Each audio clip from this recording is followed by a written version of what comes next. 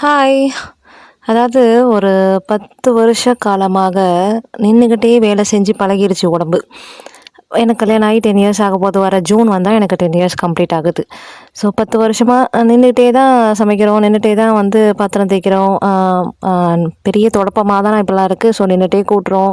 Mop இருக்கு, mop நின்னுட்டே துடைக்கிறோம். Machine வந்துமே இப்போ வந்து துணி வந்து கையில போடுறது கிடையாது, துவைக்கிறது கிடையாது. மிஷின்ல தூக்கி போட்டுறது. ஸோ எல்லாமே அப்படியே நின்னுக்கிட்டே செய்கிற மாதிரியான ஒரு ஒர்க்கு இது வந்துருச்சா, ஒரு 10 இயர்ஸா எனக்கு அப்படியே உடம்பு ஃபிக்ஸ் ஆயிடுச்சு. ஸோ திடீர்னு குமிஞ்சு நிமிர்ந்து நம்ம ஏதாவது வேலை பார்த்தோம் அப்படின்னா, மூச்சு வாங்குது, அப்படியே வேர்த்து வடியுது.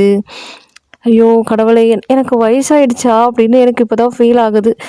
ஏன்னா, நான் நியூ இயர்ல எடுத்த ரெசல்யூஷன்ல ஃபர்ஸ்ட் ரெசல்யூஷனே அட்லீஸ்ட் ஒரு 10 to 15 மினிட்ஸாவது டெய்லி யோகா பண்ணணும், இல்லைனா ஏதாவது எக்ஸர்சைஸ் பண்ணணும் அப்படின்றது தான். ஆனால் அதை தான் நான் ஃபாலோ பண்ணுறதே கிடையாது. நீங்கள் ரெசல்யூஷன்லாம் ஃபாலோ பண்ணிகிட்டு இருக்கீங்களா? நான் சுத்தமாக ஃபாலோ பண்ணுறதே கிடையாது.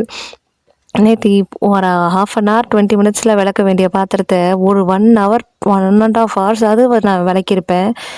நிற்கிறேன் வந்து உட்காடுறேன், நிற்கிறேன் வந்து உட்காடுறேன். ஒரு 10 மினிட்ஸுக்கு ஒரு தடவை வந்து வந்து உட்காந்து எனக்கு அவ்வளோ லெக் பெயின், என்னால் பேர் பண்ணவே முடியாத அளவுக்கு அவ்வளோ லெக் பெயின்.